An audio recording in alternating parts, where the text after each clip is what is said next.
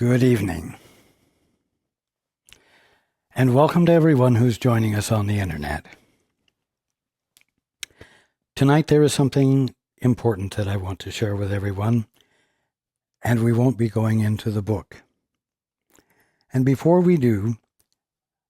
I do, I want to take a few moments to be quiet together.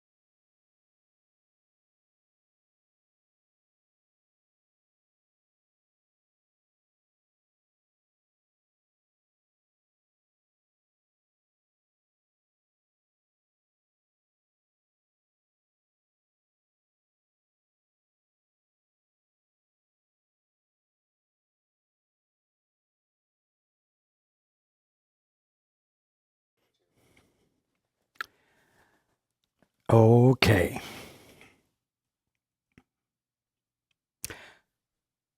We've spent a lot of time talking about the holy instant.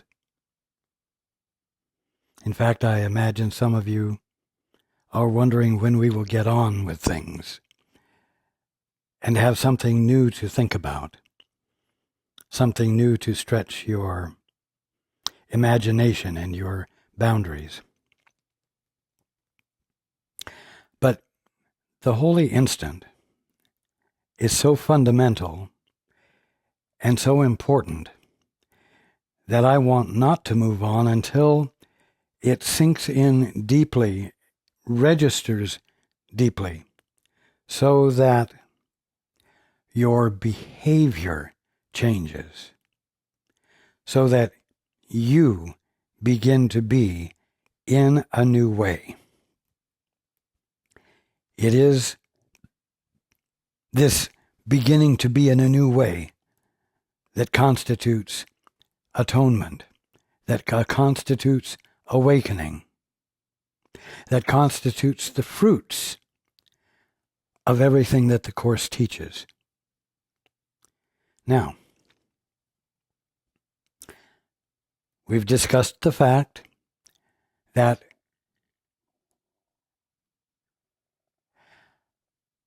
awakening is not a private affair. You cannot, no one can, in an independent fashion, learn enough to wake up. It's impossible because it leaves an essential element out. And the essential element that it leaves out is your brother and your sister. And foremost, it leaves out God. The holy instant is to be used for a specific purpose, and that is to establish and nurture a holy relationship. It's that simple. That's why awakening is not a private affair. It is a matter of relationship. It is a matter of involvement. Not involvement of the sort that one engages in the orphanage, in the place of independence, but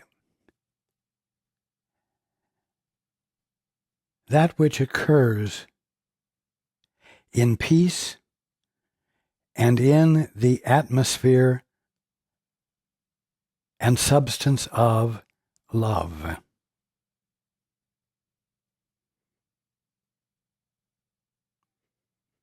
In the environment of the orphanage, relating is always a matter of control, of governing to the best of each one's ability the environment that the group finds itself in.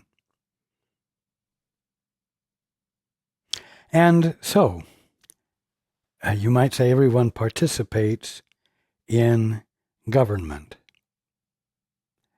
But the problem is that the government is based upon a fundamental idea or misbelief called independence. And so government is a matter of independent factions or elements, all working for and against each other in grand ways. I mean by that, huge, complicated ways, so as to create order and fulfillment of goals that have been set by all of these independent governing agents. You see? And so, relationships are a constant argument. Relationships are a constant, we'll say, disagreement that is being forced into agreement. It's always tense, because each one is simultaneously attempting to control others, govern others, while at the same time doing his best to not be controlled by the others. This is the tension. This is the polarization. And it is accepted as the normal, fundamental nature of existence. And so it's never called into question. It's just lived.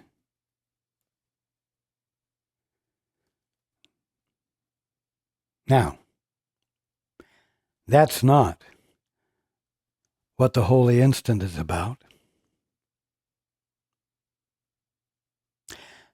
Because the holy instant is entered into for the purpose, as I said, of establishing and nurturing a holy relationship. Meaning, a relationship that is, I'm going to say, initiated by one who turns, in the silence of his thinking, the absence of his thinking, to the Father and says, Father, what is the truth here about this one I'm in relationship with? Or what is the truth about this thing that I am in relationship with? You see, it's not a question seeking positive, affirmative, satisfying answers about oneself, but about another. You see. And you're well aware from all of the sharings that we've had together that this is the secret, you might say. It's the surprise. The way you get to wake up is by caring more about someone you're in relationship with than yourself. You know, in almost every religion, there is an equivalent to the Golden Rule. And the rule is set above others by being called golden. And the Golden Rule is, thou shalt do unto others as you would have them do unto you. The Golden Rule is a rule of behavior, of your behavior toward another. The Golden Rule doesn't say, force others to behave toward you the way you would behave toward them. You're not the focus of the Golden Rule. The one you're in relationship with is.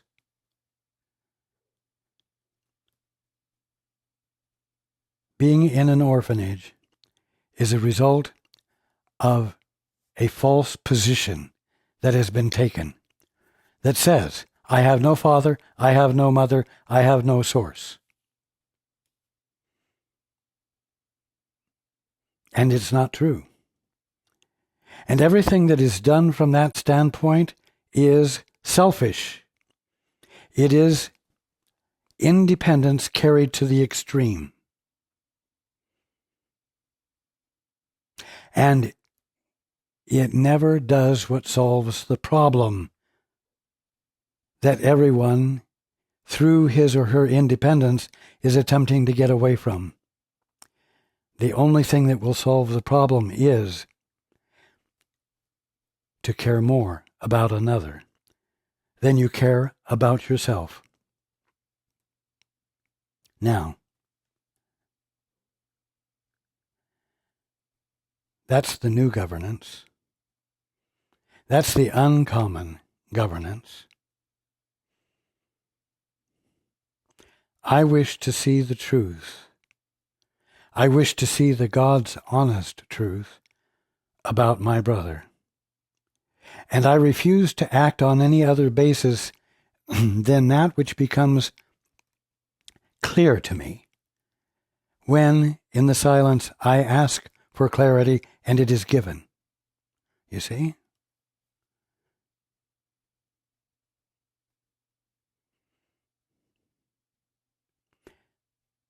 I know you get the picture. But everyone needs to get the picture clearly enough to consciously put it into practice so that your behavior changes. Because until the behavior changes, you're still in the orphanage. And you're still in the place where government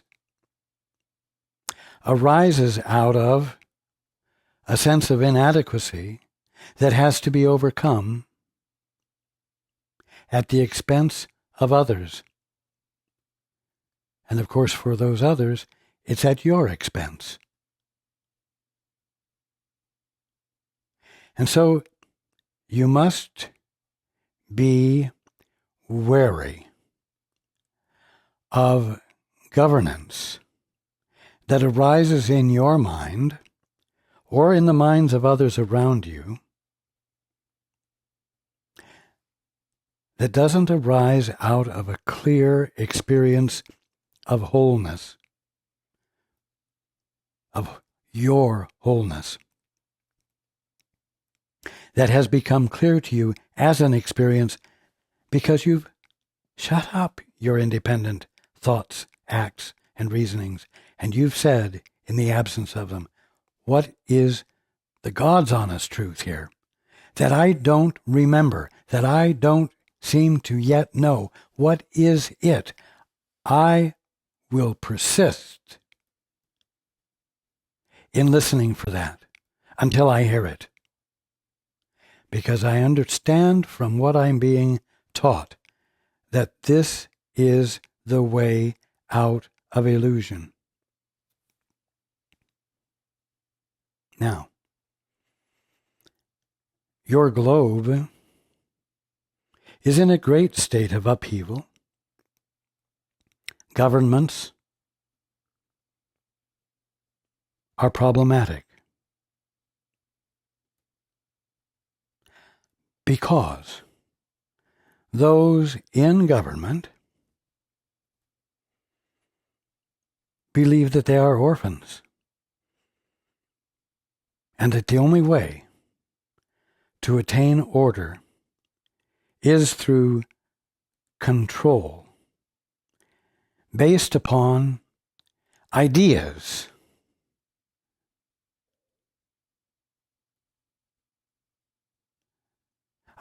which are based in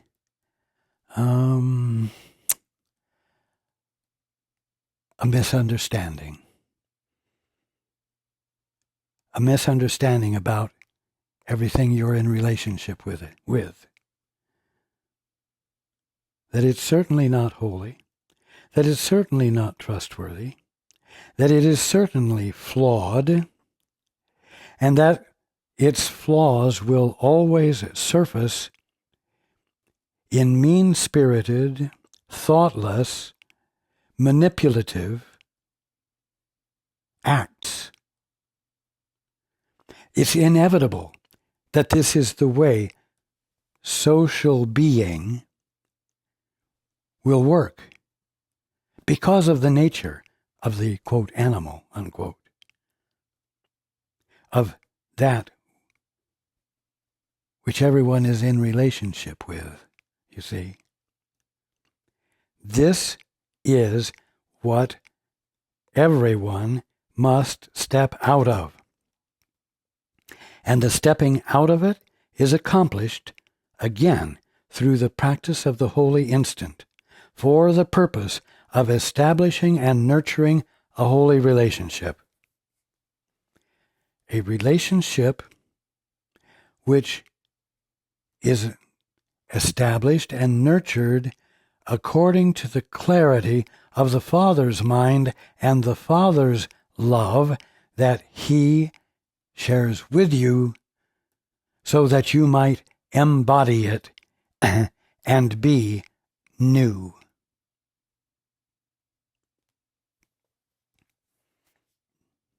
Now, when there are relationships, there is naturally cooperation. Cooperation is a, quote, working together, unquote. Cooperation is not a means of successfully controlling. It's important to see that difference. It's important to see it so that you don't inadvertently get caught up in engaging in control instead of cooperation.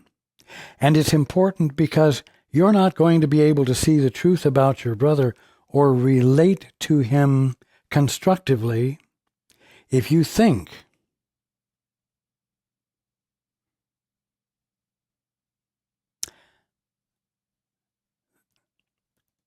that the absence of control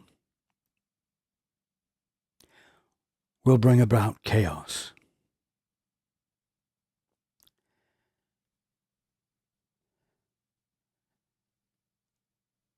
The holy instant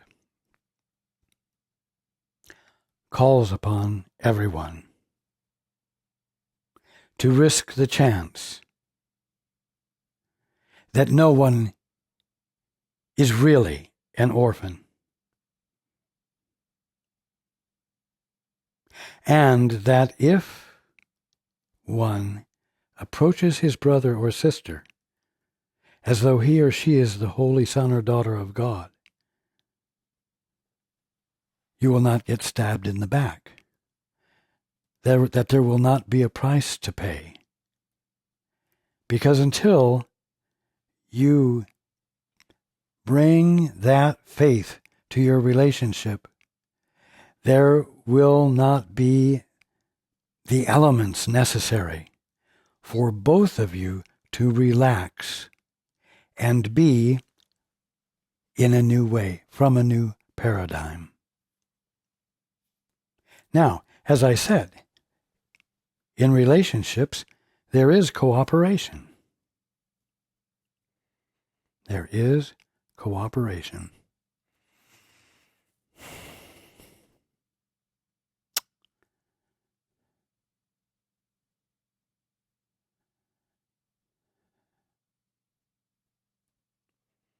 Now, for cooperation to be constructive and fulfilling, you must understand where those you are cooperating with are coming from. Are they coming from the orphan mentality? Or are they coming from a connectedness with the Father's perspective? Are they coming from the place where all the details of relationship are manipulative, combative, controlling? Where everyone is afraid of everyone else and therefore can't truly afford to care, because caring is dangerous and makes you vulnerable because you don't have your guard up. You must pay attention, because if you're going to cooperate, you're going to have to make some choices. Choices as to whom you will cooperate with. Now,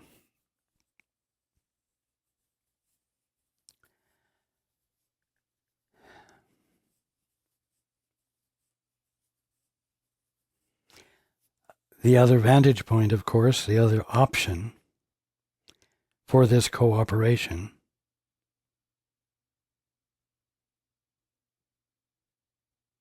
is one where the golden rule comes into play and has meaning.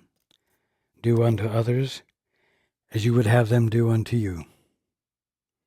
You know that at the bottom line, when you're not caught up in your ego mentality, caring is important.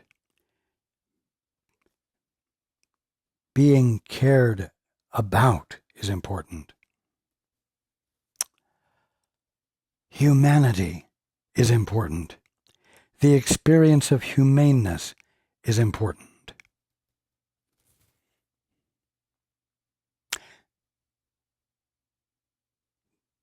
These are the fundamentals upon which the holy instant and holy relationships grow and thrive. But they start simply. They don't start with highfalutin ideas. They don't start with being great. They don't start with grand ideas that everyone must conform to in order to build a huge structure of magnificent excellence, of agreements and definitions and meanings that everyone must abide by and ultimately serve. No. True government arises out of one's ability to connect with what? Not success, not importance, but one's capacity to recognize and engage with need. Do you hear that? The road to salvation? The road to salvation is the road where needs are felt, paid attention to, and corrected. And so you could say that awakening is going to be a movement among the needy. And that really means those who aren't puffed up with their own importance and their own grand ideas that everyone must gather around and conform to, so that importance can be achieved and shared, but, of course, not shared fully with the one who didn't generate it, which leaves things still in a state of contest. Orphan mentality, actions, activities, events. You see? That's not what's needed. So, if you want to move forward in terms of awakening, in terms of, let's say, being on a true path, the call is for you to acknowledge your neediness and to be willing to recognize and not stand in judgment of others' neediness, so that all of you in need might join together in love. The desire to see the need corrected, to see the need fulfilled, so that need is no longer experienced. But, as you can see, this is only going to happen with humbleness,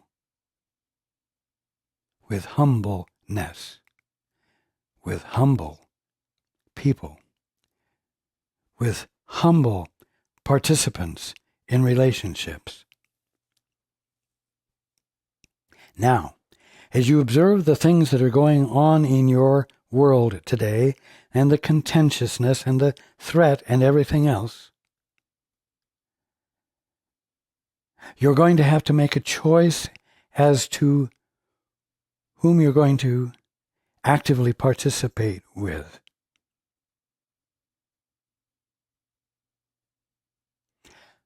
Those from the orphan mentality, the mentality of lack, which exists to be overcome,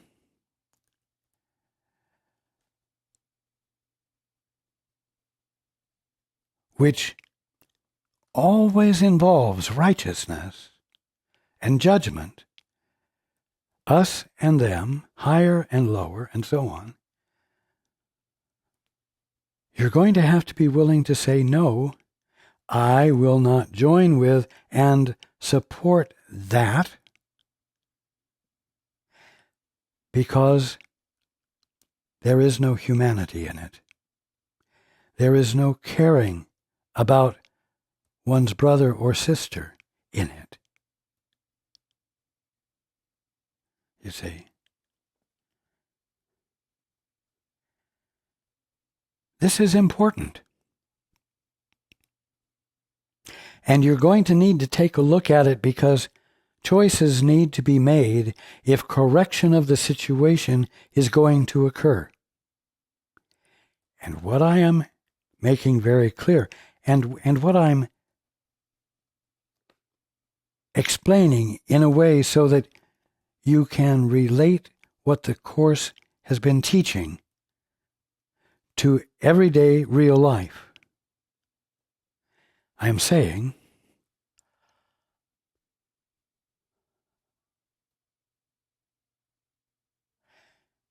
align yourselves with, cooperate with those who recognize the existence of need and value the individualities who are experiencing need, so that answers can be brought in the simplest, most direct way to the correction of the need, because the result of love is simple. Love is simplicity. Caring is an urging, a urgency that seeks to find wholeness, that gives relief from need.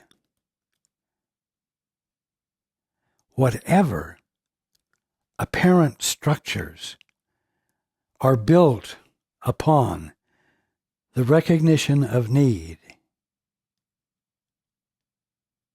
and the listening for how the simple human need can be met will lead to the correction of the situation on your globe. I'm saying the correction of the situations on your globe. There is much relaxing into peace. There is much letting go into natural order that needs to occur and can occur.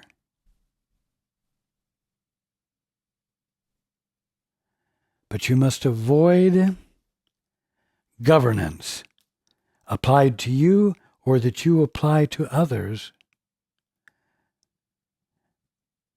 You must avoid such that arises not out of caring and love, but the fulfilling of some concept of righteousness.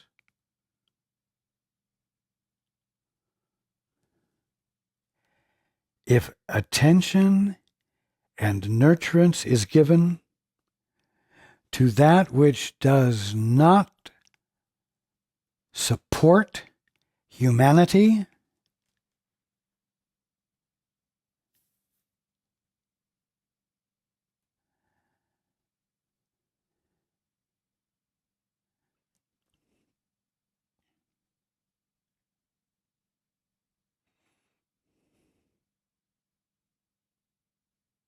salvation will not be arrived at.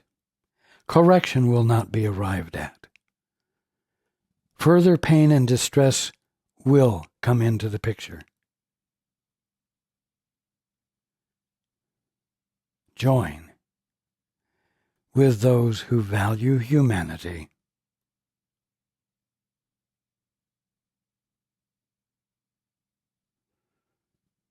Your brother on the lowest rung of some conceptual ladder is your salvation. Everyone in a state of need is your Savior, because he or she gives you the one to have a holy relationship with.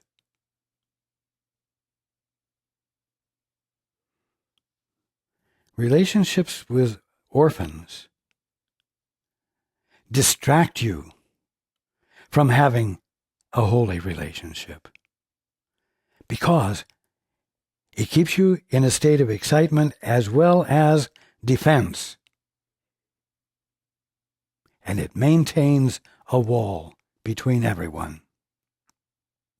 It's not what the truth is about. It's not what the Course is about.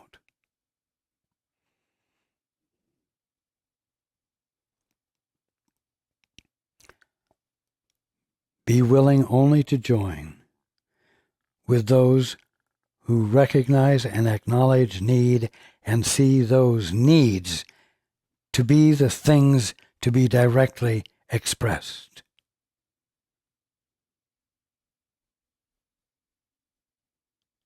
Simply addressed as mutual brotherly love that provides the simple answer, because the simple answer is available.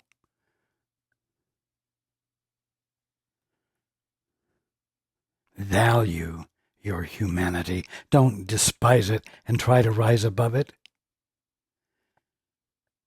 Your needs need to be attended to, even though they are not real, even though they are the result of unclear thinking, of mistakes that weren't seen as mistakes and keep getting repeated, and on and on. Demand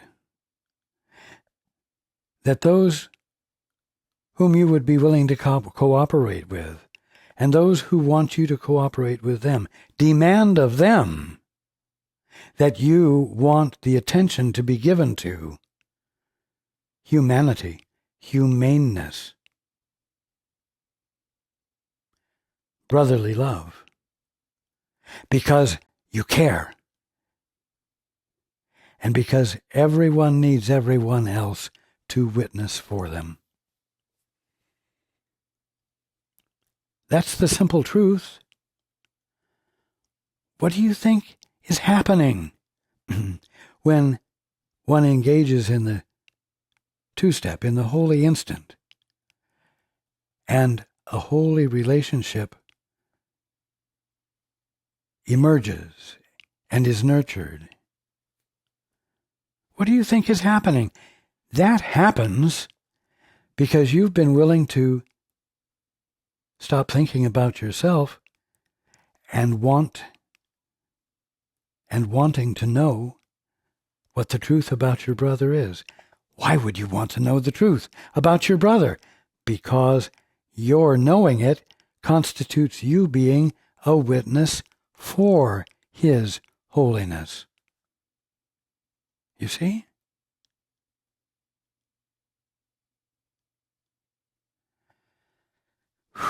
The day of the self-made man is past. It never was valid.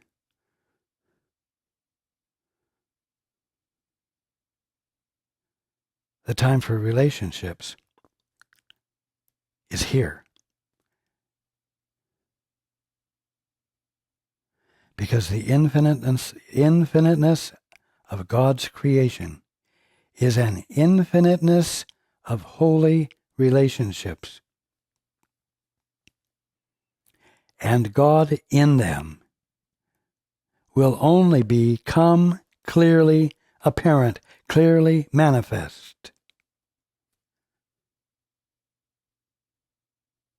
when everyone is insisting upon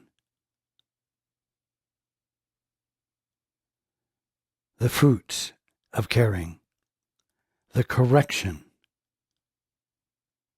of suffering, the solving of need.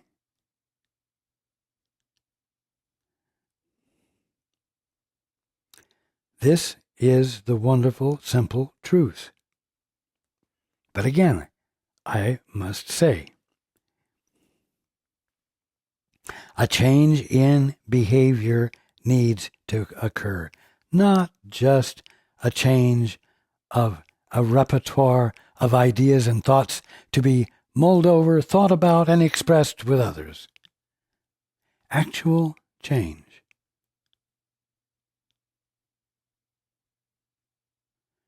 Whenever you put yourself in a position of allowing others to speak for you, which cannot be avoided in the process of cooperation,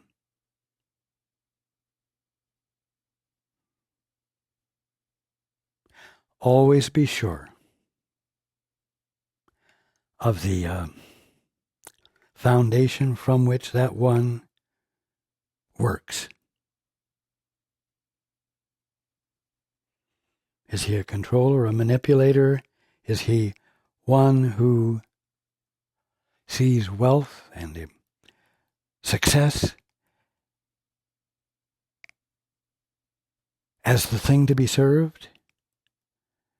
Or is he one who values humanity and who bases everything he does and everything he does with everyone else on the meeting of needs and the increase of humanity, humaneness, human kindness in the world? Don't join with the selfish ones, else you will promote his or her goals, and you will suffer from them as well. It's time, globally, for everyone to do the thing that seems to be the weakest thing, the most ineffective thing that you could do. Certainly nothing that would move mountains. And yet, the need is simple. You engage in caring,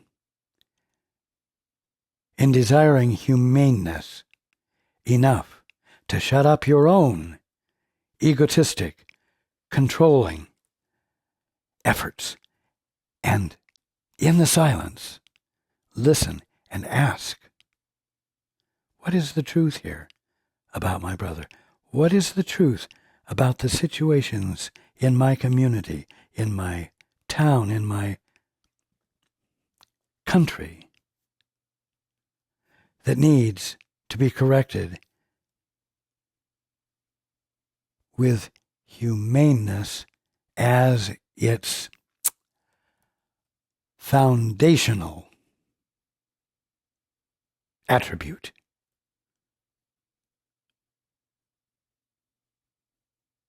And give your attention to that. Let that caring supersede your inclination to be frustrated and express your frustration, and expressing your frustration. Start using your mind in a new way, in the simple way of love. And put your brothers and sisters on notice that that's what you want from them as well.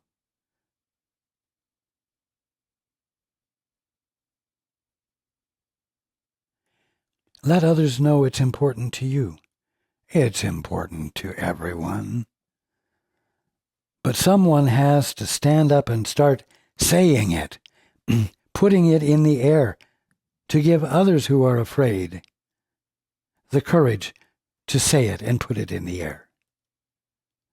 And until you say it, those who would attempt to govern mean-spiritedly, competitively, and to your disadvantage, they need to hear that this is the kind of governance you want, that this is the kind of relationship you want.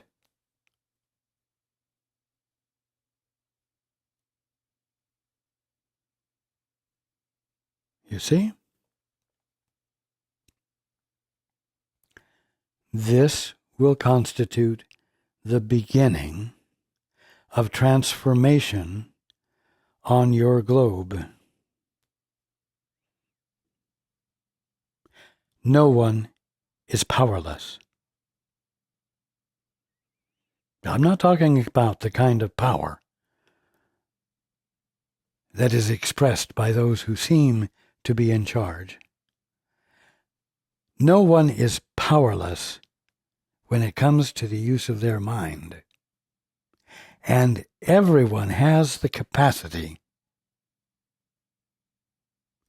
to choose what they're going to give their attention to. You can, without interference, choose to do the two-step. In other words, stop, shut up, and ask, what is the truth here? That's the engagement called the holy instant. And when you move into the holy instant, you are where God's laws prevail.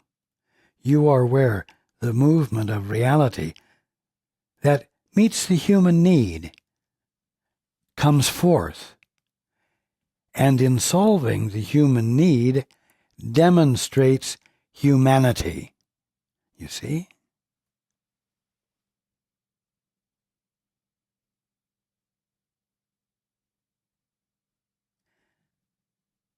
That's where everyone is at. And everyone has the power of self-governance that without fail will work.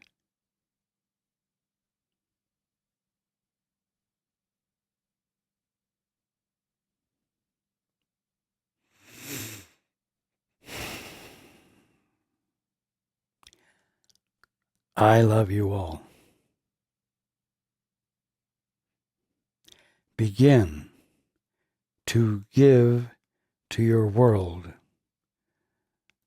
the support it needs for transformation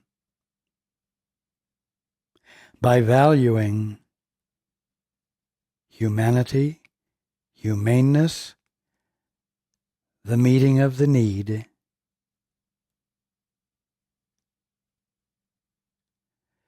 and sticks with it. Because there has arisen in you a caring brought by your desire to know the truth about your brother, so that you might be able to witness for him from the clarity that has filled you up. That's the task now.